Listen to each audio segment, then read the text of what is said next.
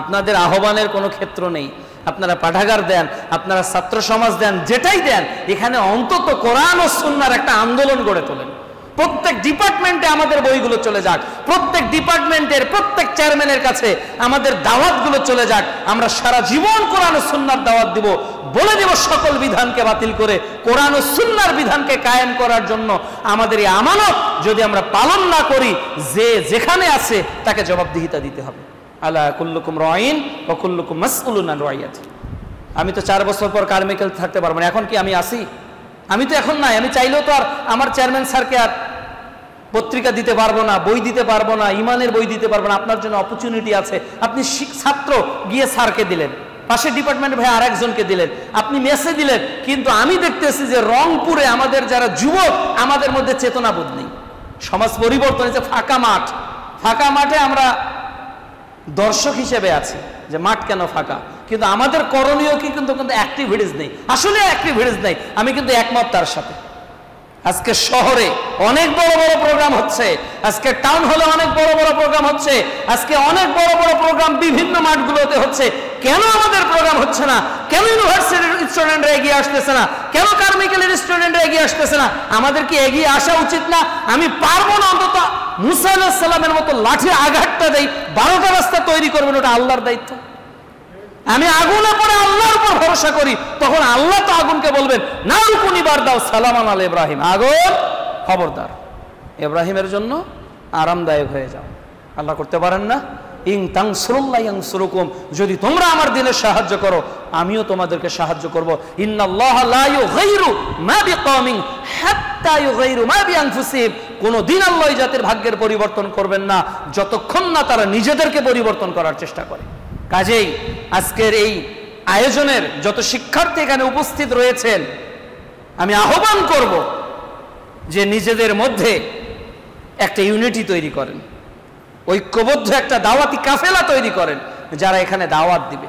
3 নম্বরে, দাওয়াত দিতে গেলে আপনার বিপদ আসবে, রিস্ক নিতে হবে নিজের জীবনে, বিপদ আসবেই নিজের জীবনে। তারা যদি বিপদগ্রস্ত হতে পারে, আপনি হকের দাওয়াত দিতে গিয়ে বিপদগ্রস্ত হওয়ার এই ভয়টা থেকে নিজে দূরে চলে গেলেন কেন? বিপদ আসবে না আপনার জীবনে? আসতে পারে, শিক্ষক বলতে পারে, আপনার সিনিয়র ভাইয়েরা বলতে পারে, জুনিয়র ভাইয়েরা বলতে পারে, কিন্তু যদি দিনের জ্ঞান থাকে, যদি আল্লাহ ভীতি থাকে, সবগুলোকে টাকাতে পারবেন। আমরাও তো মেসে পড়াশোনা করেছি, আমাদেরও তো মেসে কোনো মেসে 100, 200, 300 স্টুডেন্ট ছিল। এরপরেও তো আমরা যদি সেই সময় থেকে এখন পর্যন্ত টিকে থাকতে পারি, সেই সময় যদি মেসে মেসে দাওয়াতের কার্যক্রম চলে, তো এখন বন্ধ হয়ে আছে কেন? আমাদের কি করণীয় নাই? যারা এক সময় বন্ধ ছিল তারা এত বেশি নেমে পড়েছে কারণ মাঠ ফাঁকা, তো মাঠ আসলেই ফাঁকা, কিন্তু আমরা কাজে লাগাতে পারতেছি না। এই দিনের জন্য আল্লাহ একদিন আফসোস করতে হবে আপনাদের প্রত্যেককে। আপনি যে ডিপার্টমেন্টে যে প্রতিষ্ঠানে আছেন, অন্তত এই কয়েকটা দিনের জন্য আপনাকে একটা সময় আফসোস করতে হবে, এই সময়টা আমাদের জন্য এত সুন্দর পরিবেশ ছিল। কারমাইকেলে কি আলোচনা করার পরিবেশ কিছুদিন আগে ছিল? ছিল না। আগামী দিনেও থাকবে কিনা আমরা বলতে পারবো না। এই সুযোগটাকে কি কাজে লাগানো উচিত নয়? উচিত। এই জন্য প্রিয় উপস্থিতি ভাইরা, আসুন না, সময় অনেক পেরিয়ে গেল, জীবনের লক্ষ্য পানে আর কত দেরি। আসুন আমরা ফিরে আসি, আসুন ইসলামের একটা সমাজ বিপ্লবকে নিজের জীবনে ধারণ করি। এ রংপুরের ইতিহাস যেমন বিশ্বকে একেবারে আলোড়িত করেছে, আবু সাঈদের ইতিহাস, হাজারো আবু সাঈদ কোরআন সুন্নাহর জন্য তৈরি হতে পারে, হাজারো আবু সাঈদ সত্যের পক্ষে দাঁড়িয়ে যেতে পারে, যে আবু সাঈদরা বলবে যে সকল বিধানকে বাতিল করো, সেকুলারিজম চাই না, কমিউনিজম চাই না, ডেমোক্রেসি চাই না, আমরা চাই আল্লাহর জমিনে আল্লাহর বিধান। এই আওয়াজ একদিন তুলবে। কারা তুলবে? আপনি তুলবেন, আমি তুলবো। কোনো তন্ত্র মন্ত্র নয়, কোনো দল নয়, কোনো মত নয়, কোনো পথ নয়, একটাই তরিকা, সেটা হলো তরিকায় মুহাম্মাদি, তরিকায় মুহাম্মাদি তরিকা, যে তরিকার দাওয়াত তিনি দিয়ে গেছেন তার জীবনে 23 বছর। আল্লাহ রাব্বুল আলামিন যেন আমাদের প্রত্যেকের ঈমানি জজবাকে পুক্ত করে দেন, আমরা যাতে এই উত্তাল সাগরে নিজের তরি থেকে কখনো ভুল পথে পথচ্যুত না হয়ে যায়। আল্লাহ রাব্বুল আলামিন যৌবনের আমানতকে আমাদের রক্ষা করার তৌফিক দান করুক। আমরাই তো সেই যুবক যাদের জন্য আরশের ছায়া অপেক্ষা করতেছে। সহিহ বুখারীর 660 নম্বর হাদিস, আমরাই তো সেই যুবক যারা মুহাম্মদ সাল্লাল্লাহু আলাইহি সাল্লামের সামনে নিজের বুককে পেতে দিয়েছিলাম, মুহাম্মদ সাল্লাল্লাহু আলাইহি সাল্লামকে তীরবিদ্ধ হতে দেইনি। আমরাই তো সেই যুবক যারা পরীক্ষা খনন করতেছিলাম পেটে পাথর ভেদে, আর জান্নাতের কবিতা পড়তে পড়তে আমরা আনন্দিত হয়েছিলাম। আমরাই সেই যুবক। আবার যদি আমরা জেগে উঠি, তাহলে সত্যের বিজয় সুনিশ্চিত হবে ইনশাআল্লাহ। এজন্য তো কবি বলেছেন, আমি যে চির অজয়, ঝুটা কানুনের নিগড় আমারে করিতে পারেনি জয়। কত নমরুদ, কত ফেরাউন, কত সাদ্দাত ও কারুন, আসিয়াছে মোর এই চলার পথে হইয়া বাধা দারুন। পড়িনি আমি নমরুদি হুতাশনে, বিকিনি আমি বিপুল কারণী ধনে। সাদ্দাতের ওই অহংকারী মাথা বালুতে মিশেছে শেষে, ফেরাউন গেছে নীল দরিয়ায় ভেসে। আমি মুসলিম, এক আল্লাহ ছাড়া করি না কারো তাসলিম। এই মেজাজ যদি আমরা তৈরি করতে পারি, শত বাতিল, শত ফেরকায় দল্লা আপনার এই হক দাওয়াত গ্রহণ করবে ইনশাআল্লাহ। অনেক যুবক আপনাকে খুঁজছে, আপনি যেতে পারতেছেন না। আমি আমার লাইফকে পরিবর্তন করেছি এলাকায় থেকে নয়। আমি ভার্সিটির কোচিং এ ইউসিসিতে গেছি ঢাকা মোহাম্মদপুরে, সেখানে দিন পেয়েছি। সেখানে বুঝেছি আসলে ভেজাল আর খাঁটি দিনের মধ্যে পার্থক্য কোথায়। তাহলে অনেক যুবক চায় যে খাঁটি দিনটা, কিন্তু তাদের কাছে এই মেসেজটা যাচ্ছে না। এক দলিলের তাহাকিক যেমন ডিপার্টমেন্টের এক শিক্ষককে পরিবর্তন করেছে, কারমাইকেলের এক ছাত্রকে পরিবর্তন করেছে, এরকম হাজারো শিক্ষক, হাজারো স্টুডেন্ট আপনার মুখের পানে চেয়ে আছে। আল্লাহ, তুমি আজকের এই প্রোগ্রামে সকল যুবক ভাইদেরকে জান্নাতের সেই তামান্না, আকাঙ্ক্ষা হৃদয়ের মধ্যে দান করো। আল্লাহ, জান্নাতের এই পথ মাড়ি দেওয়ার জন্য সমস্ত ত্যাগ, তিতিক্ষা, ধৈর্যের সাথে মোকাবেলা করার তৌফিক দান করো। এবং আগামী দিনে আল্লাহ রাসূল সাল্লাল্লাহু আলাইহি সাল্লাম বলেছেন, আল্লাহ তাআলা ওই আমলটাকে সবচেয়ে বেশি পছন্দ করে যেটা কম হলেও নিয়মিত করা হয়। আল্লাহ রাব্বুল আলামিন রূহের জগতে আমাদের প্রশ্ন করেছিলেন, তাই না? প্রশ্ন করেছিলেন যে আমি কি তোমাদের রব নই? আবার কবরে ফেরেশতা আমাদেরকে যখন জীবিত করবে তখন আবার কি করবেন? প্রশ্ন জিজ্ঞেস করবেন। আবার বিচারের মাঠে আল্লাহ রাব্বুল আলামিন যখন মানুষকে মুখোমুখি করবেন তখন কি করবেন? প্রশ্ন জিজ্ঞেস করবেন। তাহলে প্রশ্ন উত্তর দেওয়াটার মধ্যে একটা কামিয়াবি রয়েছে, একটা সফলতা রয়েছে। উত্তর দেওয়ার আগে জানার প্রয়োজনীয়তা তো অনেক বেশি। এজন্য আমরা কিছু বিষয় জানবো। প্রথমত আমরা জানবো যে আজকে গোটা বিশ্বের মুসলিম উম্মাহ কি কারণে গাফেল, উদাস। আল্লাহ এই প্রশ্নটা আমাদেরকে করতেছে। সূরা ইনফিতারে অধ্যায় 82 আয়াত 6 আল্লাহ বলছে, ইয়া আইয়ুহাল ইনসান। আল্লাহ আমাদেরকে ডাক দিয়ে বলছে, হে পৃথিবীর মানুষ, মা গররাকা বিরব্বিকাল কারীম, কে তোমাকে ধোঁকা দিল? তাহলে পৃথিবীতে মুসলমান নয়, গোটা বিশ্বের মানুষদেরকে আল্লাহ ডেকে বলছে, কে তোমাদেরকে ধোঁকা দিল তোমার রব সম্পর্কে? আপনি আপনাকে কোশ্চেন করেন তো, আমি আমাকে প্রশ্ন করি তো, যে রব সম্পর্কে কে আমাকে ধোঁকা দিচ্ছে? কি কারণে আমি রবের আহ্বানে সাড়া দিতে পারতেছি না? কি কারণে আমি রবের কাছ থেকে অনেক দূরে সরে গেছি? কে আমাকে ধোঁকা দিচ্ছে? এটার একটা অ্যাসাইনমেন্ট করেন নিজের জীবনে, যে কার কারণে আমি ধোঁকাগ্রস্ত হচ্ছি। আমার পিতামাতা, আমার আত্মীয় স্বজন, আমার ধন সম্পদ, কোন কোন কারণগুলো আমাদেরকে ধোঁকা দিতে পারে? আল্লাহ রাব্বুল আলামিন উল্লেখ করেছেন সূরা মুনাফিকুন অধ্যায় 63 আয়াত 9। আল্লাহ বলছে, ইয়া আইয়ুহাল্লাযীনা আমানু, হে ঈমানদার বান্দাগণ, লা তুলহিকুম আমওয়ালুকুম ওয়ালা আওলাদুকুম আন যিকরিল্লাহ। তোমার রবের স্মরণ থেকে তোমার পরিবার এবং তোমার সম্পদ যাতে তোমাদেরকে গাফেল না করে, উদাস না করে রবের স্মরণ থেকে। তাহলে মানুষকে রবের স্মরণ থেকে গাফেল করার একটা বড় মাধ্যমের দুটি হলো আমাদের ধন সম্পদ এবং আমাদের সন্তান সন্ততি। আজকে প্রত্যেকেই মা বাবা ভাই বোন স্বামী স্ত্রী সবাইকে নিয়ে আমরা বেঁচে চলছি সামাজিকভাবে, আর এদেরকে নিয়ে চলতে গিয়েই আমি নানাভাবে ইসলাম থেকে বিমুখ হয়ে গেছি, আল্লাহ থেকে বিমুখ হয়ে গেছে, আল্লাহর দিন থেকে বিমুখ হয়ে গেছে। ঠিক অনুরূপ আমার সম্পদ উপার্জন করতে গিয়ে, আমার অর্থের উৎস উদ্ভব করতে গিয়ে আমি আল্লাহর পথ থেকে দূরে চলে যাচ্ছি। তিনি যে থিওরি দিলেন যে 80% যদি অ্যাবসেন্ট থাকে তাহলে সে অ্যালাউ না, ইন কোর্সের জন্য অ্যালাউ না, ফর্ম ফিল আপের জন্য অ্যালাউ না। তাহলে 80% যদি দাবি কারমাইকেলের থাকে, আল্লাহর দাবি কত percent? It's the big question. আল্লাহর দাবি থাকতে পারে না? সূরা বাকারা অধ্যায় 2 আয়াত 208, আল্লাহর দাবি হলো উদখুলু ফিস সিলমি কাফা। আল্লাহর দাবি হলো পূর্ণতা। আল্লাহ বলছে সূরা বাকারা পারা 1 অধ্যায় 2 আয়াত 85, আফাতুমিনুনা বিবাদিল কিতাব ওয়া তাকফুরুনা বিবাদ। কিছু মানবে কিছু মানবে না, আল্লাহ পুরোটাই চাচ্ছে। আল্লাহ 80% চায় না, 90% চায় না, 99 না, আল্লাহ চায় 100। আমাদের জায়গা থেকে আল্লাহ তাআলা যেটা ডিমান্ড করেন এটা 100%। তাহলে আমাদেরকে গাফেল কে করলো? এই উপার্জন, এই সম্পদ। আজকে আমরা ছাত্র ভাইরা গাফেল, এই সম্পদকে তৈরি করার কাঁচামাল এখন আমরা সংগ্রহ করতেছি। প্রত্যেকটা ইয়ারে পাশ করব, ইউনিভার্সিটির প্রত্যেকটা সেমিস্টারকে উত্তীর্ণ করে পরেরটাতে যাব। এটা কি করবে? মেক করবে, একটা টাকা তৈরি করবে। এটা টাকা তৈরি করার একটা ওয়ে। আমি মাস্টার্স কমপ্লিট না করতে পারলে, অনার্স কমপ্লিট না করতে পারলে আমি ওই জায়গাটাতে আবেদন করতে পারবো না। আর ওই জায়গাটাতে আবেদন করতে না পারলে ওই চাকরিটা আমি অর্জন করতে পারবো না।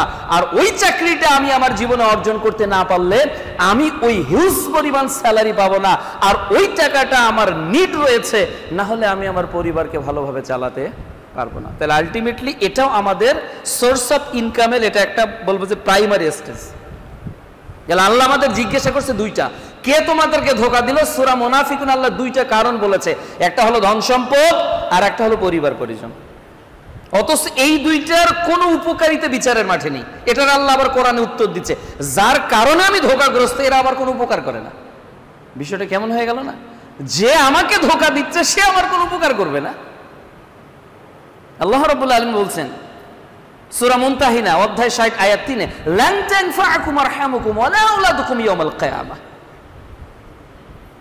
যাদের জন্য আমরা ব্যস্ত, যাদের জন্য আমরা ধোঁকাগ্রস্ত, এরাই আবার উপকার করবে না। শুধু উপকার না, উপকার তো করবেই না, বরং কিয়ামতের দিন আচরণটা কি হবে? আল্লাহ বলছে ইয়াউমা ইয়াফিরুল মাররু মিন আখি ওয়া উম্মিহি ওয়া আবি ওয়া সাহিবাতিহি ওয়া বানি। ভাই, বাবা, মা, স্ত্রী, স্বজন সবাই চলে যাবে। আমি তো একা সেদিন যাব। এই জন্য আল্লাহ বলছে ইয়া আইয়ুহাল ইনসান মা গাররাকা বিরাব্বিকাল কারীম। হে মানুষ, কে তোমাকে ধোঁকা দিল? সব কিছু বাদ দিয়ে আপনি আপনার রবকে একটু একমুখী হয়ে দেখেন তো, যে কে আমাকে ধোঁকা দিচ্ছে। এটা একটা কাজ। এই প্রশ্নের উত্তর বাকিগুলো আপনি তাহকিক করবেন, ফাইন্ড আউট করবেন কোরআন হাদিস থেকে। 2 নম্বর প্রশ্ন, আল্লাহ রাব্বুল আলামিন বলছেন যে আসলে তোমার জীবনের শুরু এবং শেষটা কিভাবে হয়েছে? আমাদের জীবনের একটা শুরুর দিক ছিল আর একটা শেষের দিক আছে, তাই না? পুরো লাইফটার একটা আছে না, পার্ট আছে না? আমি শিশু ছিলাম, এরপর আমি কিশোর হলাম, যৌবনে পদার্পণ করলাম, পৌরত্ব হলো, বৃদ্ধ হলাম। এই যে জীবনের পর্যায়গুলো, শুধু এটা না, আল্লাহ রাব্বুল আলামিন একেবারে শুরুটা উল্লেখ করেছেন। সূরা বাকারা অধ্যায় 2 পারা 1 আয়াত 28 আল্লাহ বলছে কাইফা তাকফুরুনা বিল্লাহ ওয়া কুনতুম আমওয়াত ফাআহইয়াকুম। তোমরা কিভাবে কুফরি করো, অস্বীকার করো তোমাদের রবকে? তোমরা কিভাবে? তোমরা তো সবাই মৃত ছিলে। আল্লাহ ওটা বলছে সূরা মুলকি অধ্যায়ে 67 আয়াত 2, আল্লাযী খালাকাল মাউত। আমি সৃষ্টি করেছি মৃত্যুকে। তাহলে মৃত্যু স্রষ্টা কে? আল্লাহ। তো আল্লাহ রাব্বুল আলামিন বলছে তোমরা কিভাবে কুফরি করো? আসলে তোমরা এই সাহস, এই মেজাজটা কিভাবে পাও? তোমরা তো সবাই মৃত ছিলে, তোমাদের তো কোনো প্রাণ ছিল না। মোবাইলটাতে সিম আছে, মোবাইলটাতে মিনিট কেনা আছে, মোবাইলটাতে রিসার্চ করা আছে, মোবাইলটাতে চার্জ নেই, অফ। পৃথিবীর কারো কাছে কোনো কমিউনিকেশন করা যাবে? সম্ভব? তাহলে এই যে মোবাইলটা আবার সচেতন হবে, আবার সজাগ হবে, আবার তার ডাটা কানেকশন দিয়ে গোটা পৃথিবী আমার হাতের মুঠোয় আসবে। আমি হোয়াটসঅ্যাপে কথা বলবো, ইমুতে কথা বলবো, অথবা আমি স্বাভাবিক কথোপকথন করব সিমের মাধ্যমে। এই সব কিছু হবে যতক্ষণ না ওটা ইলেকট্রিক একটা কানেকশন দিয়ে তার চার্জটাকে পূর্ণ করা হয়নি। তাহলে আমাদের কি এটা ভাবা উচিত ছিল না যে আমরা তো কিছুই ছিলাম না? আল্লাহ এটা অন্য জায়গায় উল্লেখ করে বলছেন সূরা দাহার, এর আরেকটি নাম সূরা ইনসান, অধ্যায় ৭৬ আয়াত ১-এ আল্লাহ বলছেন, হাল আতা আলাল ইনসান হিলুম মিনাজ জাহর লাম ইয়াকুম শাইয়্যাম মাযকুরা। হে মানুষ, একটা সময় অতিবাহিত হয়েছে, তুমি উল্লেখ করার মতো কিছুই ছিলে না। তোমাকে যে উল্লেখ করতে হবে এটা তুমি কিছুই ছিলে না, এটা তো যঈফ ছিলে, তুমি দুর্বল ছিলে। আল্লাহ অন্যত্র বলছেন আমি মানুষকে দুর্বল করেই সৃষ্টি করেছি। তাহলে আপনি আপনার শুরুর দিকটা একটু দেখেন তো, যে আল্লাহ বলছে তুমি ছিলে মৃত, আমি তোমাকে প্রাণ দিয়েছি। তাহলে প্রাণ দিয়ে কতক্ষণ তুমি থাকবে? 50, 60, 100, এরপর কি? সুম্মা ইউমিতুকুম, মৃত্যু তোমাদেরকে ধরবেই ধরবে। কত ঘোষণা, কত ফেসবুকে, কত মেসেজে, কত ফোন কলে সংবাদ পাচ্ছি, চলে গেল কে অমুক, চলে গেল কে বাবা, চলে গেল কে মা, চলে গেল কে দাদা। এই সংবাদ দেখতে না আপনার আমার হবে না? তাহলে আল্লাহ এটা স্মরণ করে দিচ্ছে তোমরা মরবে। আচ্ছা মরে গেলাম, তার মানে আমার 60 বছরের জীবন ছিল, আমি পড়েছি, বিসিএস ক্যাডার হয়েছি, পড়েছি ডাক্তার হয়েছি, পড়েছি ইঞ্জিনিয়ার হয়েছি, পড়েছি শিক্ষক হয়েছি, পড়েছি প্রফেসর হয়েছি, পড়েছি সায়েন্টিস্ট হয়েছি, দেন আমি মৃত্যুবরণ করলাম, শেষ? এটাই কি জীবনের শেষ? না। সুম্মা ইউহয়িকুম, আল্লাহ বলছে ওই যে মরবে তোমরা, ওখান থেকে আবার তুমি জীবিত হবে। এই জীবনটাই শেষ না তাহলে? এরপর আল্লাহ বলছে সুম্মা ইলাইহি তুরজাউন, আবার আমার দিকে তোমাকে ফিরে আসতে হবে। তাহলে আপনি যেখান থেকে উদ্ভাবন হয়েছে আপনার, যেখান থেকে আপনাকে আপনার প্রতিপালক তৈরি করেছে, আপনাকে প্রতিপালকের সম্মুখে আবার দণ্ডায়মান হতে হবে। তাহলে পুরো লাইফ সার্কেলে যে আমরা চলছি, এখন একটা পর্যায়ে আছে, রুহের জগৎ থেকে মা থেকে হায়াতুদ দুনিয়া, এরপর আলমে বারজাক কবর, এরপর আমরা কিয়ামতের জগতে চলে যাব। কিন্তু লাইফের এই জীবনটাই শেষ না। এটা হলো আল্লাহ রাব্বুল আলামিনের 2 নাম্বার প্রশ্ন আমাদের, যে তোমরা কুফরি করো কেন, যে তোমাদের লাইফ স্টাইল তো এরকম হওয়া দরকার ছিল। 3 নাম্বার, যে আল্লাহ রাব্বুল আলামিন বলছেন যে আসলে আমাদের জীবনের তাহলে লক্ষ্যটা কি হওয়া দরকার ছিল, উদ্দেশ্যটা কি হওয়া দরকার ছিল। আমরা এইভাবে আসলাম, আল্লাহ বলল এইভাবে মরে যাবে, আবার জীবিত হবে, আবার আমার নিকট ফিরবে। তাহলে উদ্দেশ্য কি আল্লাহর? তাহলে তিনি কি স্বাভাবিক? একটা গরু মায়ের পেট থেকে বের হলো, দেন ওটাকে ফিট খাওয়ালাম, ভুসি খাওয়ালাম, ওর যে খাদ্যগুলো দরকার ওকে খাওয়ালাম, ও একটা পর্যায়ে গিয়ে বড় হলো, ওকে বিক্রি করলাম, কোনো ক্রেতা নিয়ে জবেহ করলো, কোনো কাসাই নিয়ে জবেহ করলো, এরপর মানুষ খেয়ে নিল, এরপর ওটা টয়লেট হয়ে বের হয়ে গেল। এটা কি মানুষের লাইফ? না। আল্লাহ বলছে তোমার একটা উদ্দেশ্য তাহলে আছে। সূরা তোহা অধ্যায় 20 আয়াত 55 আল্লাহ বলছে যে আমি মাটি থেকে সৃষ্টি করেছি, ওয়াফিহা নুঈদুকুম ওয়া মিনহা নুখরিজুকুম তারাতান উখরা, এটা থেকে আবার বের হবে, আবার তৈরি হবে। তাহলে কেন সৃষ্টি করলেন আল্লাহ? আল্লাহ রাব্বুল আলামিন বলছেন সূরা জারিয়াত অধ্যায় 51 আয়াত 56 যে আমি মানুষ আর জিনকে সৃষ্টি করেছি ইল্লা লিয়াবুদুন, একমাত্র আমার দাসত্বের জন্য। যে দাসত্বের স্বীকৃতি তিনি প্রতিদিন নিচ্ছেন অন্তত 17 বার, ইয়্যাকা না'বুদু ওয়া ইয়্যাকা নাস্তাঈন, ইয়্যাকা না'বুদু, আল্লাহ আমি একমাত্র তোমার দাসত্ব করি। তাহলে আমার সৃষ্টির উৎস কে বলে দিচ্ছেন? আল্লাহ বলে দিচ্ছেন। তাহলে আমি সৃষ্টি হয়েছি দাসত্বের জন্য, কাউকে প্রভু হিসেবে মেনে নেওয়ার জন্য, কারো বিধান অনুযায়ী পুরো জীবনটাকে চলার জন্য আমাকে তৈরি করা হয়েছে। তাহলে আমার তৈরির উদ্দেশ্য কি? আমাকে কারো নিয়ম মেনে চলতে হবে, আমাকে কারো দেওয়া তরিকার অনুসরণ করতে হবে, আমাকে কারো দেওয়া একটা পদ্ধতি পুরো জীবনে মেনে চলতে হবে। এই পদ্ধতিটা তিনি মুহাম্মদ সাল্লাল্লাহু আলাইহি ওয়াসাল্লামের মাধ্যমে পুরো 23 বছর ধরে আমাদেরকে জানিয়ে দিয়েছে। এই যে ইল্লা লিয়াবুদুন, একমাত্র আমার ইবাদত, রবের ইবাদত করার জন্য মুহাম্মদ সাল্লাল্লাহু আলাইহি ওয়াসাল্লামকে আল্লাহ নবী করে প্রেরণ করেছেন। আর মুহাম্মদ সাল্লাল্লাহু আলাইহি ওয়াসাল্লাম 23 বছরে এই নবুয়তের বার্তাগুলোকে জাতির সামনে বলে দিয়েছেন যে কোনটা করব, কোনটা করব না, কোনটা বৈধ, কোনটা অবৈধ, কোনটা হালাল, কোনটা হারাম, কোনটা জায়েজ, কোনটা না জায়েজ, একটা ফুল নিয়ম ফর্মুলা দিয়ে আল্লাহ রাব্বুল আলামিন নবীকে পাঠিয়েছে। আচ্ছা, এখন প্রশ্ন, যে মানুষকে আল্লাহ তাআলা শক্তি দিলেন, সম্পদ দিলেন, দৃষ্টি দিলেন, বলার ক্ষমতা দিলেন, বোঝার ক্ষমতা দিলেন, ধরার ক্ষমতা দিলেন, সব কিছুকে জানার ক্ষমতা দিলেন, এত কিছু জানা, এত কিছু বোঝা, এত কিছু পাওয়ার পর আল্লাহ তাআলা যে উদ্দেশ্যে আমাকে তৈরি করেছে ওটাই ভুলে গেছে। কোনোটাই তো আমার ছিল না। সম্পদটা আমার ছিল না, আল্লাহ দিয়েছে। চোখের জ্যোতিটা আমার ছিল না, আল্লাহ দিয়েছে। শ্রবণ শক্তিটা আমার ছিল না, আল্লাহ দিয়েছে। বলার ক্ষমতাটা আমার ছিল না, আল্লাহ দিয়েছে। ধরার ক্ষমতাটা আমার ছিল না, আল্লাহ দিয়েছে। পায়ে চলার ক্ষমতাটা আমার ছিল না, আল্লাহ দিয়েছে। সব শক্তিটার উৎসতা হলে কে? আল্লাহ তাআলা বলছেন ওহু আলা কুল্লি শাইইন কাদির, তিনি সর্বশক্তিমান। আপনার যত শক্তির উৎস তিনি হলেন সোর্স, ওখান থেকে আমরা পেয়েছি, তিনি বলেছেন আমরা পেয়েছি। তাহলে আমাদের জীবনের উদ্দেশ্য কি হওয়া উচিত ছিল? দুর্ভাগ্যজনক হলো সত্য, প্রত্যেকেই আমরা আমাদের জীবনের 70 বছরের প্ল্যান করতেছি। আমরা কত বোকা! আমাদের জীবনে প্ল্যানিং কত বছরের? 70, 80, 90, 100। আচ্ছা, 200 বছরের চিন্তা করে কেউ কোনো প্ল্যানিং করেছেন? করেননি। কেন? আপনি নিজেও জানেন যে আপনি 200 বছর বাঁচবেন না। অন্তত এই জায়গায় আপনি ফুল স্টপ। আমাকে যদি জিজ্ঞাসা করে কত বছর বাঁচবেন, ওই 70 বছরের একটা লোককে জিজ্ঞাসা করেন তো বলতেছে বাবা আর তো কিছুদিন হয়তো বাঁচবো। সেও জানতেছে আর কিছুদিন, মানে বছর আর নিয়ে আসে না। তাহলে মানুষ তার জীবনকে সাজায় 70 বছর ধরে, কিন্তু এমন একটা জীবনকে সাজানো উচিত ছিল না যে জন্ম থেকে জান্নাত পর্যন্ত আমার লাইফটা কিভাবে চলবে এটার সিস্টেমটাকে আমি দুনিয়াতে তৈরি করে নিই। কেন 60 বছর আমার লাইফ গিয়ে স্টপ হয়ে যাবে? কেন লম্বা 24 বছরের পড়াশোনা বাকি 30 বছর আমাকে যোগান দিবে? কেন দিবে? এমন একটা লেখাপড়া করা কি উচিত ছিল না? এমন একটা কর্ম করা কি উচিত ছিল না?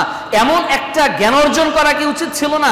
এমন একটা নিয়ম মানা কি উচিত ছিল না যা শুধু 60 বছরের জীবনে সফলতা নয়, যা শুধু 80 বছরের জীবনে সফলতা নয়, যা শুধু আমার জেনারেশন পরবর্তী জেনারেশনের সফলতা নয়, যা আমার পুরো জীবনকে দুনিয়া থেকে জান্নাত পর্যন্ত পৌঁছিয়ে দেয়? এই একটা প্ল্যানিং কি আমাদের জীবনে আছে? প্রশ্ন করুন তো নিজেকে। তাহলে আমরা কি প্ল্যান নিয়ে ঘুরছি? এই যে আপনি অ্যাসাইনমেন্ট পূরণ করতেছেন, এই যে স্যারদের বকা, ফেল করলে টেনশন, এরপর আপনার মাস্টার্স কমপ্লিট হওয়ার পর নিবন্ধনের একটা বিশাল জগৎ, বিসিএস এর একটা বিশাল জগৎ, এই যে যুদ্ধের মাঠে আপনি আছেন, লেখাপড়ার যুদ্ধ, আপনি জ্ঞানের যুদ্ধে আছেন, কিসের জন্য বলছেন? কেবল একটা জবের টার্গেটকে অর্জন করার জন্য, এটা নিয়ে আপনার লাইফটাকে সুন্দর করার জন্য। কিন্তু মৃত্যুর পর যে জীবনটা আপনার শুরু হবে, ওই জীবনের জন্য দুনিয়াতে কত ঘন্টা আপনি পরিশ্রম করেন বলেন? আপনি প্রতিদিন আপনি আপনার বিসিএস এর জন্য পরিশ্রম করেন, আপনি আপনার লক্ষ্যে যাওয়ার জন্য পরিশ্রম করেন, আপনি আপনার মাস শেষে টিউশনি থেকে কিছু অর্জনের জন্য পরিশ্রম করেন। দুনিয়াতে সবকিছুর যদি আপনার টার্গেট পুঙ্খানুপুঙ্খানু হয়, তাহলে জান্নাতের টার্গেটে প্রতিদিন আমাদের কিছু কাজ করা উচিত ছিল কিনা বলেন তো? ছিল কিনা? নিঃসন্দেহে ছিল। এই কাজগুলো কি আমরা আসলে করছি? আসলে আমরা করছি না। কেননা আমাদের কাছে সফলতার নির্দিষ্ট কোনো সংজ্ঞা নেই। আমাদের কাছে সফলতার নির্দিষ্ট কোনো সংজ্ঞা নেই। আমাদের কাছে কতটুকু পেলে সন্তুষ্ট আমরা থাকবো এটারও সংজ্ঞা আমাদের জানা নেই। কেননা বস্তুবাদী দুনিয়া আমাদেরকে শিখিয়েছে খাও দাও ফুর্তি করো, দুনিয়াটা মস্ত বড়, নগদ যা পাও হাত পেতে নাও, বাকির খাতা শূন্য থাক, দূরের বাদ্য লাভ কি শুনে মাঝখানে যে বেজায় ফাঁক। এই যে একটা লম্বা গ্যাপ, কাজে ওই সফলতা বিফলতা এটা তো শ্বশুর বিবেচনা করবে না, সুন্দরী একটা মেয়ে বিবেচনা করবে না, ওই সেক্টরের লোকেরা বিবেচনা করবে না যে আসলে এটা সফল না বিফল। আল্লাহ রাব্বুল আলামিন বলছেন সূরা আল ইমরান যে এই যে দুনিয়ার জীবনে আল্লাহ একটা নিয়ম বলে দিলেন 23 বছরের মুহাম্মদ সাল্লাল্লাহু আলাইহি ওয়াসাল্লামের মাধ্যমে। এবার আল্লাহ বলছেন তোমার আসলে সফলতা কি, তোমার লক্ষ্য কি? আল্লাহ বলছেন ফামান যুহজিয়া আনিন নার, যাকে জাহান্নাম থেকে বাঁচানো হলো, ও উদখিলাল জান্নাহ, আর জান্নাতে প্রবেশ করানো হলো ফাকাদ ফাজ। এই লোকটাই মূলত সফল। সফলতার সংজ্ঞা আল্লাহ বলে দিচ্ছে, সফল কে? যে জাহান্নাম থেকে বেঁচে গেল। বললেন উনি যে ভয়টা মানুষকে কি করে? জাহান্নামের পথ থেকে কি করে? দূরে রাখে না? জাহান্নামের পথ থেকে দূরে রাখে। যে ওই দিন মানুষ বলতো যদি আমরা বুঝতাম আর শুনতাম তাহলে আজকে জাহান্নামে আসতাম না। সূরা মুলকে আল্লাহ বলছেন 12 নম্বর আয়াতে 67 নম্বর অধ্যায়ের, যে যদি আমরা শুনতাম, বুঝতাম, অনুধাবন করতাম তাহলে আজকে জাহান্নামের অধিবাসী হতাম না। তাহলে মানুষ আফসোস করবে, কেন আজকে শুনলাম না, কেন আমি জানলাম না, কেন আমি স্টাডি করলাম না, কেন আমি আমার জীবনের মূল সফলতার দিকে চলে গেলাম না। অবশ্যই সংসদের গদি দখলের মধ্যে কোনো সফলতা নেই, অবশ্যই বিসিএস ক্যাডার হওয়ার মধ্যে কোনো সফলতা নেই, অবশ্যই একজন ডাক্তার হওয়ার মধ্যে সফলতা নেই, একজন ভালো শিক্ষক ছাত্র হওয়ার মধ্যে কোনো সফলতা নেই। এটা বস্তুবাদী সফলতা। কিন্তু প্রকৃত সফলতা হলো যদি আমরা জান্নাতের পথে নিজেকে চালাতে পারি আর নিজেকে জাহান্নামের কর্ম থেকে নিজেকে দূরে রাখতে পারি, তাহলে আমরা সফল হতে পারবো। এই সফলতার জন্য আল্লাহ তাআলা আমাদেরকে বিভিন্নভাবে পরীক্ষা নিচ্ছে। সূরা ইনসান, সূরা দাহার, দুইটা নামই রয়েছে, অধ্যায় ৭৬ আয়াত ৩। আল্লাহ বলছে ইন্না হাদাইনাহুস সাবিলা ইম্মা শাকিরা ওয়া ইম্মা কাফুরা। আমি মানুষকে পথ দেখিয়েছি। তাহলে আপনি যারা যত স্টুডেন্ট এখানে যত বিভাগের আছেন, যত প্রতিষ্ঠানের আছেন, সবাই ভিন্ন ভিন্ন পথের কথা কিন্তু চিন্তা করেন। আপনি টেবিলে বসে, শুয়ে বসে, যারা চাকরিজীবী আছেন তারাও বিভিন্ন পথের কথা চিন্তা করেন, ফ্যামিলি নিয়ে, স্ত্রী নিয়ে, সংসার নিয়ে, মা বাবা নিয়ে, বাড়ি তৈরি নিয়ে, এরপর আপনার বাহন নিয়ে, দেখবেন পোশাক কেনা নিয়ে, প্রত্যেকেই ভিন্ন ভিন্ন আমরা স্বপ্ন দেখি না? প্রতিদিন আপনি মোটরসাইকেলটা চালাচ্ছেন, আপনার মাথার মধ্যে একটা চিন্তা কাজ করতেছে। আপনি ঘুমিয়ে আছেন, স্ত্রীকে নিয়ে একটা কিছু শেয়ার করতেছেন, যে জানো যদি ওইদিকে যদি জায়গাটা কেনা হয়ে যায়, যদি প্লটটার মালিক হয়ে যায়, ছেলেটা যদি এবার জেলা স্কুলে চান্স পায় অথবা রংপুর ক্যাডেটে চান্স পায়। এই যে বিভিন্ন কিছুর পথে আমরা সফলতা খুঁজতেছি, আল্লাহ বলছে ইন্না হাদাইনাহুস সাবিলা, আমি মানুষকে পথ দেখিয়েছি। ইম্মা শাকিরা ওয়া ইম্মা কাফুরা, হয় সে কৃতজ্ঞ হবে না হলে অকৃতজ্ঞ হবে। দুইটাই সুযোগটা হলে আমরা পেয়ে গেলাম। আমরা এবার সুযোগ পাচ্ছি। আল্লাহ তাআলা সরাসরি আমাদের পানিশমেন্ট দিবেন না, সুযোগ দিবেন। এই সুযোগটাকে কাজে লাগানো উচিত কিনা, কিভাবে উচিত, আমি এটা বলে আলোচনা শেষ করব যে সুযোগটাকে আসলে কিভাবে কাজে লাগানো উচিত।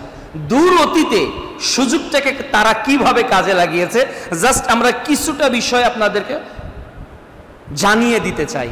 প্রথমত, দূর অতীতে যারা ছিল তারা তাদের সুযোগটাকে আনুগত্যের মাধ্যমে কাজে লাগিয়েছিল।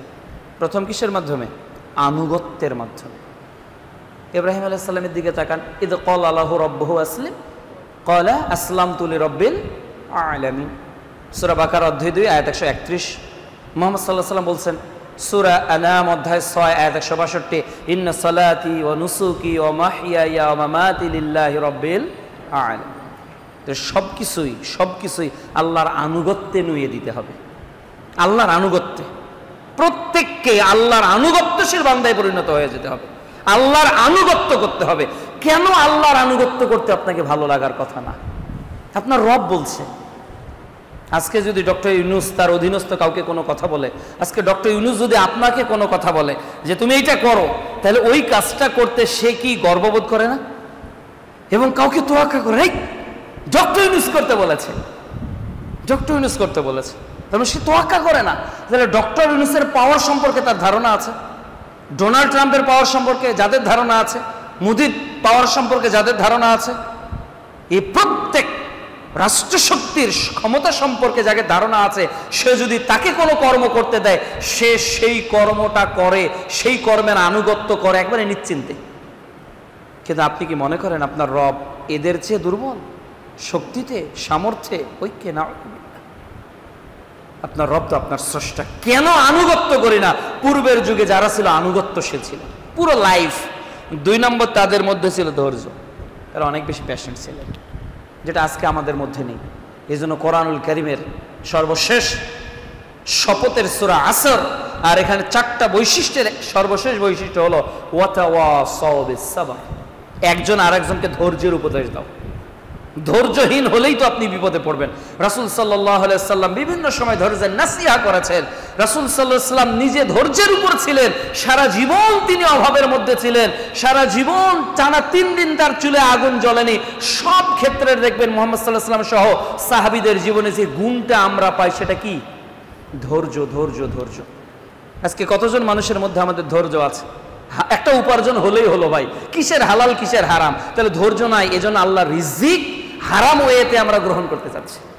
ধৈর্য নাই, মনে করতেছে না যে আল্লাহ রিজিক দিবেন না, কিন্তু আল্লাহ তো বলছেন সূরা হুদ অধ্যায় 11 আয়াত 6 যে ওমা মিন দাব্বাতিন ফিল আরদ ইল্লা আলাল্লাহি রিজকুহা, এমন কোন প্রাণী নেই যাদের রিজিকের ব্যবস্থা আল্লাহ করেনি। তুমি ধৈর্যহীন কেন?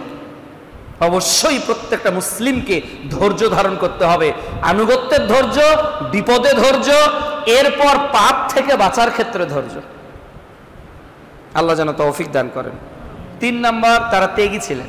পূর্বের যুগে যারা দিন পালন করেছে, আল্লাহর বিধানকে মেনেছে, তাদের জীবনে শুধু ত্যাগ আর ত্যাগ, ত্যাগ করেছেন। ইব্রাহিম আলাইহিস সালাম রেখে আসেননি তার স্ত্রী এবং পুত্রকে? এটা কি ত্যাগের নিদর্শন নয়? যুগে যুগে নবী এবং রাসূলুল্লাহ সাহাবীগণ ত্যাগ করেছেন। এক মুষ্ক পানি নিয়ে একজন ঘুরতেছেন একজনকে খাওয়ানোর জন্য। সেই সময় যুদ্ধে মাঠে, ইয়ারমুকের যুদ্ধের মাঠে একজন বলছেন আমাকে পানি দাও, দিতে ধরছে, দ্বিতীয় জন বলছে আমার পানির প্রয়োজন, ওই ব্যক্তি বলছে তুমি তাকে দাও। দ্বিতীয় জন বলছে যখন পানি পান করাবে, তৃতীয় আরেকজন চাচ্ছে, সে ইশারা দিল তুমি তাকে দাও। 3 জনই মৃত্যুবরণ করলো, পানি কেউ পান করতে পারলো না। যে ত্যাগ, স্যাক্রিফাইস। যারা মুহাজির ছিল আনসাররা, সাহাবীগণ কি তাদের সহযোগিতা করেননি? ত্যাগ করেছেন, সম্পদ দিয়ে, স্ত্রী দিয়ে। ত্যাগের মানসিকতা তাদের ছিল। কিন্তু আজকে আমাদের ভোগের মানসিকতা, আমরা কিভাবে ভোগ করতে পারবো, সেলফিশ টেন্ডেন্সি নিয়ে আমরা প্রত্যেকে বড় হচ্ছে। বাচ্চা দেখবেন যে বাচ্চা আপনার জিনিস অন্য কাউকে দিতে চাবে না, কেন? ওর মধ্যে দেওয়ার মেজাজ আপনি তৈরি করেন নাই, ও শুধু নেওয়ার মেজাজ তৈরি হয়েছে, শুধু পকেটে ঢোকার মেজাজ তৈরি হয়েছে। ওর মধ্যে স্যাক্রিফাইস কোনো ভূমিকা নেই। দেখবেন রক্ত চাইবেন, অনেকে বলবেন না না ভাই আমার এই সমস্যা, ও দিতে চায় না। 4 নাম্বার, তারা অনেক বেশি সাহসী ছিল। পূর্বের যুগের সাহাবাগণ কি ছিল? অনেক বেশি সাহসী ছিল। আজকে আমরা তো ভীরু কাপুরুষ, আমরা কথা বলতে ভয় পাই। উনি যেভাবে কথা বললেন, আমি জানি না কয়টা বিশ্ববিদ্যালয়ের শিক্ষক এভাবে কথা বলতে সাহস পায়, এটা আমার জানা নেই, তবে এটা যত সামান্য হতে পারে। গালিব স্যারের অনেক হিস্ট্রি আমরা ইউনিভার্সিটি লাইফে শুনিনি, তার শিক্ষকতার জীবনে শুনিনি, তিনিও অনেক কিছু শুনে যাচ্ছেন, আলহামদুলিল্লাহ। তো এইরকম সাহসী আমরা কতজন? সাহস লাগবে না? ইমানদাররা তো সাহসী হবে, সত্যের পক্ষে, মিথ্যার বিরুদ্ধে, শিরিকের বিপক্ষে, তাওহীদের পক্ষে, বেদাতের বিরুদ্ধে, সুন্নতের পক্ষে কথা বলার মেজাজ যদি না থাকে, তাহলে আপনি প্রকৃত অর্থে প্রকৃত মুসলমানই হতে পারবেন না। আপনার মধ্যে সাহস কাজ করবে না। অন্যায় হচ্ছে আপনি চুপ করে আছেন, পাপ হচ্ছে আপনি চুপ করে আছেন। মুহাম্মদ সাল্লাল্লাহু আলাইহি সাল্লাম বলছেন সহিহ মুসলিমের কিতাবুল ঈমানের 49 নম্বর হাদিস, অন্যায় হতে দেখলে হাত দিয়ে বাধা দাও, না হলে জবানে বলো, না হলে ঘৃণা করো। আপনি একটাও করেন না। সাহস লাগবে। আপনার যদি সাহস না থাকে তাহলে তো হবে না ভাই, সাহসী হতে হবে। এই কারমাইকেলে আমি ফার্স্ট ইয়ারে, আমি প্রথম মার্কেটিং এর ব্যাচ এখানে বিবিএ। তো একদিন আমি ঢুকতেছি ক্যাম্পাসে, ফুটবল খেলা হতো, আমি ফুটবল ক্রিকেট দুইটাই ডিপার্টমেন্টে ভালো খেলতাম, চেষ্টা করেছি। তো আমার বুট আছে, জার্সি আছে, ঢুকতেছি, তো আমাকে আটকিয়ে দিল কিছু ভাইয়েরা, বলছে কোন ডিপার্টমেন্টে পড়ো? এই ডিপার্টমেন্টে। তো তোমার মাথায় টুপি, মুখে দাড়ি, আবার টাকনুর উপর কাপড়, তুমি ওই দল করো নাকি? বুঝতে পারছেন যে ওই দল করো নাকি? তো তুমি আসলে স্টুডেন্ট? মানে হ্যাঁ আমাদের খেলা আছে। তো ব্যাগটা আমার তল্লাশি করলো। এই কারমাইকেলের কথা বলছি, যখন আমি মেবি সেকেন্ড ইয়ারের স্টুডেন্ট। তো তাদের দৃষ্টিতে যে এই দাড়ি, টাকনুর উপর পোশাক, এটা কেন ইউনিভার্সিটির স্টুডেন্ট করবে? এটার জন্য তো একটা এজ আছে, তাই না? এটার জন্য একটা বয়স আছে। যখন বৃদ্ধ হয়ে যাব, যখন বিবাহ দিব মেয়ে বা ছেলের, তখন বিহাইনি যখন হবে, তখন তো এটা দাড়ি রাখার বয়স, তাই না? এখন কি এটা বয়স? তুমি দাড়ি রেখেছো কেন? আমি বললাম যে রাসূল সাল্লাল্লাহু আলাইহি সাল্লাম রাখতে বলেছেন, এজন্য আমি রেখেছি। রাসূল সাল্লাল্লাহু আলাইহি সাল্লাম টাকনুর উপর পোশাক পরতে বলেছেন, এজন্য আমি পরিয়েছি। আমার ডিপার্টমেন্টে মার্কেটিংয়ের প্রথম ব্যাচে 50 জন ছিল, সবাই দাঁড়াতো, আমি দাঁড়াতাম না। এটা আমার এক কারমাইকেল। বেগম রোকেয়া তো ঘটেছে, বেগম রোকেয়া আমাদের 50 জন স্টুডেন্ট ছিল মার্কেটিংয়ের, ওখানে আমি PMBA করেছি। তো ওখানেও সেম, তো এটা ডিফারেন্ট হচ্ছে না, পার্থক্য হচ্ছে না? তো আপনার জীবনে পার্থক্য কখন হবে? যখন আপনি ন্যায়ের পক্ষে সাহসী হবেন। যদি আপনি ভীরু হন, কাপুরুষ হন, তখন তো আপনি সব জায়গায় গোলালুর মতো চলবেন। কোনো মুসলমান গোলালু হতে পারে না, সে সব জায়গায় টিকতে পারে না। তার নীতি হবে একটা, সে জীবন দিবে, এরপরেও কুফরির পক্ষে কথা বলবে না। এই মেজাজ তার মধ্যে থাকবে। সে তাওহীদবাদী হবে, কখনো তাগুতের পক্ষে সে একটা কলম লিখবে না, এক ধাপ চলবে। কিন্তু গোটা বিশ্বে, গোটা বাংলাদেশে আজকে তাগুদের জয় জয়কার কারবার হচ্ছে। ওঠার মুখোশ বিভিন্ন লেবাসে হচ্ছে। তাগুদ আজকে বিভিন্ন লেবাসে এসেছে, বিভিন্ন লেবাসে। এটা হলো একটা হলো ইসলামিক মদ হলেই কি মদ হালাল হয়ে যায়? হালাল হয়ে যাবে? ইসলামিক মদ যদি নাম কি হালাল হয়ে যাবে? কখনোই না। ইসলামিক মদ যেমন হালাল না, ইসলামে গণতন্ত্র নাম দিলেও এটা হালাল হয়ে যায় না। তো এইটার পক্ষে তো কম স্টুডেন্ট আপনি কারমাইকেলে পাবেন। এই 35,000 স্টুডেন্টের মধ্যে প্রকৃতভাবে যদি একটা মানে সার্ভে করা যায় যে নাওয়াকিদুল ঈমানের কয়টা কারণ কয়টা ডিপার্টমেন্টের স্টুডেন্টরা লিখতে পারবে, তো নাওয়াকিদুল ঈমানের কারণ যদি তারা লিখতে না পারে, তো তারা তাওহীদ কোনটা আর শিরক কোনটা পার্থক্য কি বুঝবে? বলেন আপনি। বোঝার কোনো ওয়ে আছে? কোনো উপায় নেই, তো কোনো উপায় নেই। আমার আত্মীয় ছিল আখতারুজ্জামান স্যার, আমাদের অ্যাকাউন্টিং এর আখতারুজ্জামান স্যার। উনি আছেন কিনা আমি জানি না এখন আমাদের।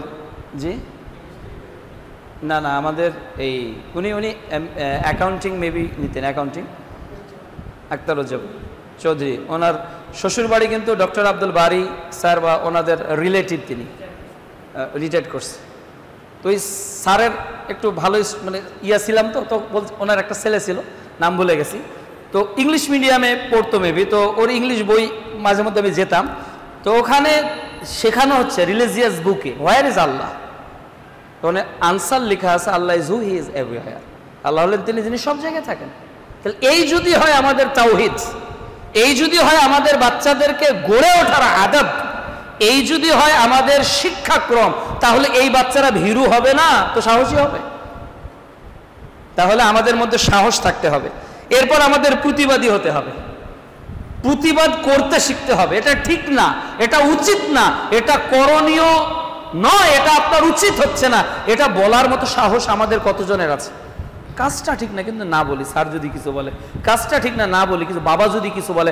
কাজটা ঠিক না না বলি, বস যদি কিছু বলে। এই যে কিছু না বলে একটা প্রতিবাদ না করা, আমরা প্রতিবাদহীন হয়ে যাচ্ছে। কিন্তু মুহাম্মদ সাল্লাল্লাহু আলাইহি ওয়াসাল্লাম প্রতিবাদ করেননি, সাহাবাগণ প্রতিবাদ করেননি, নানা উদাহরণ রয়েছে। এরপর তারা সময়ের মূল্যায়নকারী ছিলেন, সময়কে তারা অনেক বেশি মূল্যায়ন করতেন। আজকের সমাজে দেখেন আমরা যতটুকু সময় ফেসবুক, ইউটিউব, টুইটার, এই যে সামাজিক যোগাযোগ মাধ্যমে দিচ্ছি, গার্লফ্রেন্ড বয়ফ্রেন্ড, ওই বৃন্দাবন আর কি বন, মধুবন, হ্যাঁ, তো এই দুই বনে আমরা টাইম পাস করতেছি, খেলছি, নানা কিছুর মধ্যে সময় অতিবাহিত করছি। আর বেগম রোকেয়ার মসজিদের পাশেই তো আমাদের সময় এত কাশবন ছিল মাশাআল্লাহ। আর সব কাশবনে মাশাআল্লাহ সন্ধ্যার পর মাগরিবের পর 80 স্টুডেন্টরা ঘন্টার পর ঘন্টা বসে, এসা পর্যন্ত দেখতাম যে তারা ছিল। তাহলে যে সময়কে তারা কিভাবে পাস করতে হয়, এই শিক্ষাটা কি আমাদের মধ্যে আছে? এই আদবটা কি আমাদের মধ্যে আছে? অথচ মুহাম্মদ সাল্লাল্লাহু আলাইহি ওয়াসাল্লাম সময়ের শিক্ষাটা শিখিয়ে গেছেন, যা পূর্ববর্তী সালাফদের ছিল। এরপর তারা ছিলেন, তারা দিনের জন্য দুনিয়া করতেন, দুনিয়ার জন্য দিন না, দিনের জন্য। আমাকে দিন নিয়ে টিকে থাকতে হবে, এর জন্য চাকরি করার প্রয়োজন চাকরি করছি, ব্যবসা করার প্রয়োজন ব্যবসা করছি, ক্ষেত খামারে যাওয়া প্রয়োজন ক্ষেত খামারে যাচ্ছি, তবে আমি দুনিয়ার জন্য কিছু করছি না, দিনের জন্য। এই মেজাজ কি আমাদের হয় যে আমি চাকরিটা এই জন্য করলাম দিনের জন্য? আপনি যদি বাড়িতে একটা জানালাও তৈরি করেন, তাহলে উদ্দেশ্য করবেন আল্লাহ তোমার সূর্যের আলোটা আসবে, ওই আলোতে আমি কোরআন তেলাওয়াত করব। মাইন্ড সেটআপটাকে এভাবে করা যায় না? সহিহ বুখারীর 1 নম্বর হাদিস, ইন্নামাল আ'মাল বিন্নিয়াত। মানুষের কর্ম নির্ভর করে তার কিসের উপর? নিয়তের উপর। 3 নম্বর, এরপর পরের হলো তারা সমাজ সংস্কারক ছিলেন, সমাজের ভুলগুলোকে তারা শুধরাতেন। রাসূল সাল্লাল্লাহু আলাইহি ওয়াসাল্লাম বলেছেন, সফল কারা? আল্লাযী ইউসলিহুনা মা আফসাদান নাস, যারা মিটিয়ে যাওয়া ইসলামকে পুনরায় তৈরি করে, পুনরায় বের করার চেষ্টা করে, পুনরায় তারা ফিরে আসে। এদের সংখ্যা কম, এদের সংখ্যা কম। ওই যদি এই যে এখন তো আমরা আসলে ফেসবুক ফলোয়ার, ইউটিউব ফলোয়ার এদেরই ফ্যান, তাই না? আমাদের সোর্স অফ ইনকামে, সোর্স অফ ইসলামের উৎস কিন্তু এই আলোচকগণই। ইউটিউবে কে ভাইরাল, ফেসবুকে কে ভাইরাল, সেটাই হলো আমাদের জন্য মূল ম্যান্ডেটরি।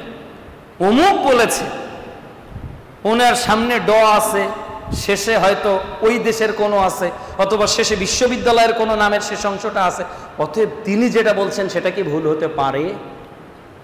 এই যে আজকে আমরা সংস্কার করার ক্ষেত্রে বিমুখ, অথচ সংস্কার পদে পদে, আর্থিক সংস্কার, শিক্ষা সংস্কার, পারিবারিক সংস্কার, রাজনৈতিক সংস্কার, প্রতিটি ক্ষেত্রে সংস্কারের প্রয়োজন আছে না নাই? বলেন তো, আমাদের সমাজের যে অবস্থা, প্রতিটি ক্ষেত্রে সংস্কার প্রয়োজন। সর্বাঙ্গে এক ব্যথা ওষুধ দিবেন কোথায়? এই জন্য আমি আজকের সংস্কারে 1 নাম্বার বলবো, আগে নিজেকে পরিবর্তন কর। 3.5 হাত বডিকে আগে পরিবর্তন করি আমরা। আমার হাতটা আমার, আমার চোখটা আমার, আমার মাথাটা আমার, আমার জবানটা আমার। প্রিয় ভাইয়েরা, আমরা কি আমার বডিটাকে চেঞ্জ করতে পারি না? আমি আমার জীবনটাকে রব চাই জিন্দিগিতে পরিণত করি। রব চাই, মন চায় না, আমার রব যা চায় আমি তাই করব। এই শপথকে আমরা নিতে পারি না? আমার রব যেটা করলে খুশি হয়, এর চেয়ে কাকে বেশি খুশি করতে চান? রবের চেয়ে আর কে বেশি ভালো আছে যে আপনাকে ভালোবাসবে? রবের চেয়ে কে বেশি প্রিয় আছে যে আপনাকে প্রিয় করে নিবে? রবের চেয়ে আর কে বেশি আপন আছে যে আপনাকে কাছে টেনে দেবে? রবের নিকট আসুন না আমরা আত্মসমর্পণ করি, আসুন না আমরা সংস্কারমুখী হই। এরপর আর একটা হলো ক্রেজি ফর প্যারাডাইজ।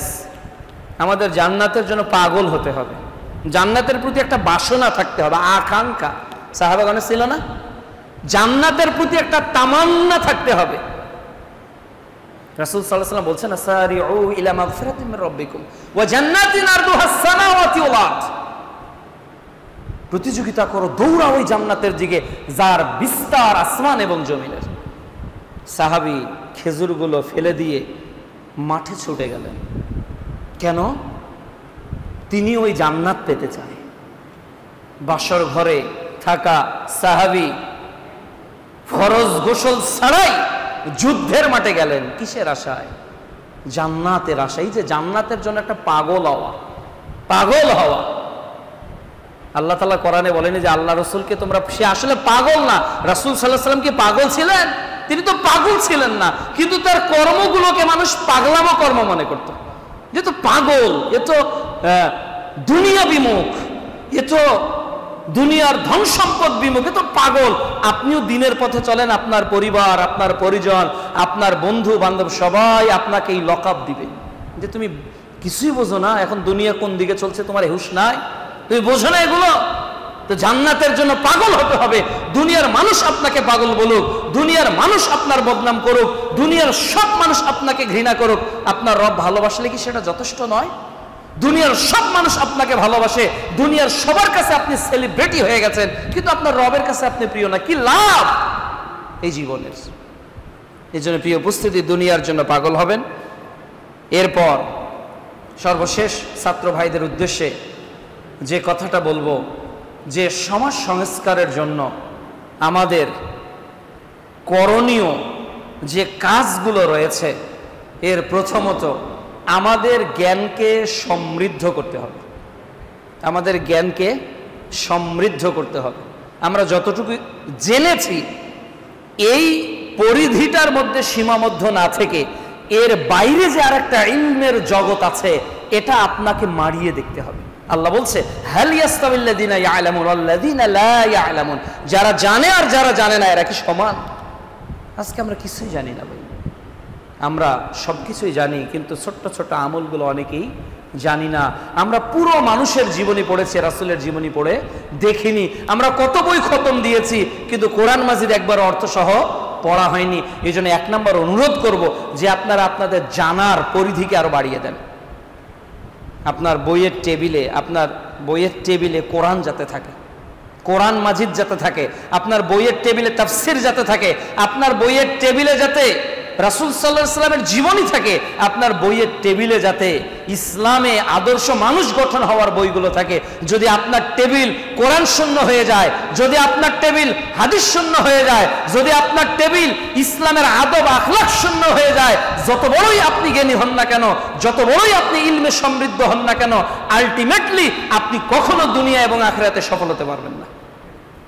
এই জন্য 1 নাম্বার জ্ঞানকে সমৃদ্ধ করেন। 2 নাম্বার, এই কারমাইকেল কলেজ বা যারাই স্টুডেন্ট আছেন, আমাদের মধ্যে একটা ইউনিটি থাকা দরকার, তাই না? আমাদের মধ্যে যদি নিজেদের মধ্যে একটা ইউনিটি না থাকে, তাহলে কিন্তু ওই যে আখ খেতে গিয়েছিল, লম্বা আমরা গল্প একটা জানি, 3 বন্ধু আখ খেতে গিয়েছিল, জমিদারের ছেলে, আখ চাষির ছেলে আর সাধারণ একজন গ্রামের ছেলে। তো মালিক যখন 3 জনকে ধরেছে, 3 জনকে তো মারতে চাইলে উল্টা তিনি মার খাবেন, তাই না? কারণ টেকনিক করলেন যে তুমি তো রাজার ছেলে, তুমি তো কখনোই এখানে আসতে না, জমিদারের ছেলে তুমি, আর তোমার বাবার নিজেরই তো আছে, কাজে এই ছেলেটা তোমাদেরকে নিয়ে এসেছে প্রলোভন দেখিয়ে, তাই না? তখন এরা বললো আমরা তো সেফ, কাজে ওকে ইচ্ছা মতো একেবারে যা লাগে উত্তম মাধ্যম দিয়ে দিয়েছে। এরপর বলছে যে তুমি তো রাজার ছেলে, তুমি তো জমিদারের ছেলে, তোমাদের তো বিশাল বড় বাংলো, এই আখ চাষির ছেলেই তোমাকে নিয়ে এসেছে, ও তো তার বাবার আখ খেতে নিয়ে যায়নি, আমারটাতে নিয়ে এসেছে কেন? ওরই দোষ, ওকে মেরেছে। এরপর বলছে তুমি জমিদারের ছেলে, তুমি আখ কিনে খেতে পাও না, আমারটাতে এসে তোমাকে খেতে হবে চুরি করে, ওকেও মেরেছে। তাহলে একবারে 3 জনকে মারতে পারতো না। এই যে ইউনিটি না থাকলে, আজকে যদি আপনি কোরআন ও সুন্নাহর বিশুদ্ধ দাওয়াতের ক্ষেত্রে এক না হন, অন্তত ক্যাম্পাসের ক্ষেত্রে আপনারা এক হন। এই ক্যাম্পাসে দাওয়াতের ক্ষেত্রে এক হওয়া দরকার আছে কি নাই? স্টুডেন্ট যতজন আছেন সবাই এক হয়ে যান, এখানে প্রতি মাসে সেমিনার করেন। আমি বলবো না যে আপনি আমাকে নিয়ে আসেন, ওই স্যার বললো আপনি মুজাফফর ভাইকেও নিয়ে আসেন, ইমামউদ্দিন ভাইকেও নিয়ে আসেন, ডক্টর মসলিউদ্দিনকে নিয়ে আসেন, ওরা অনেক বড় আলেম, তাদের নিয়ে আমাদের কোনো কথা এখানে বলাটা সমীচীন নয়। অন্তত আমাদের কারমাইকেল কলেজের তো শালাবদের একটা ইউনিটি টিম থাকা দরকার আছে না নাই, যারা প্রতিনিয়ত করবে। যদি মুনতাখা ফাজাইলে আমল কারমাইকেল কলেজের কেন্দ্রীয় মসজিদে থাকে, তাহলে সালাতে রাসূলকেও স্থান দিতে হবে, তাই নয় কি? যদি এখানে তাদের আমলের গ্রন্থ থাকে, তাহলে রিয়াজুস সলিহিনকেও স্থান দিতে হবে। আপনি একবার পড়েন, পড়া উচিত নয় কি? স্যারের সাথে আমি 7 বছর তাবলিগ করেছি, 7 বছর, মানে মোটামুটি ফাজাইলে আমল পুরোটাই মুখস্থ করে ফেলেছিলাম। সূরা ফাতিহা যেমন মুখস্থ করে, পুরো ফাজাইলে আমল আমার মুখস্থ ছিল। তো প্রিয় উপস্থিতি, কাজে সব সময় ইউনিটির প্রয়োজন, ঐক্যবদ্ধ থাকা প্রয়োজন। এখানে অনেক লিফলেট, অনেক ব্যানার এখন দিন দিন নতুন অ্যাড হচ্ছে, কিন্তু আপনাদের তো কোনো ব্যানার নেই। তো আজকে যারা আয়োজন করেছেন তারা কি প্রতিজ্ঞা করতে পারবেন অন্তত মাসে একটা করবেন? অন্তত মাসে একটা। আমি বেগম রোকেয়া স্টুডেন্টদেরকে বলেছি যে তোমাদের গত সেদিনের প্রোগ্রাম দিয়ে শুরু হলো, এটা যাতে বন্ধ না হয়ে যায়। প্রয়োজনে মাঠে করো, প্রয়োজনে কোনো একটা জায়গায় করো, টি স্টলে করো, এরপরেও দাওয়াতি প্রোগ্রাম যাতে বন্ধ না হয়ে যায়। আল্লাহ যেন কবুল করেন। যারা সময় দিলেন, শ্রম দিলেন এই আয়োজনকে সফল করার জন্য, আল্লাহ রাব্বুল আলামিন আমাদের ইলমে আমলে যেন বারাকা দান করেন। আল্লাহ রাব্বুল আলামিন তাওহীদ পন্থী একটি দেশ হিসেবে আমাদের দেশকে যেন কবুল করেন।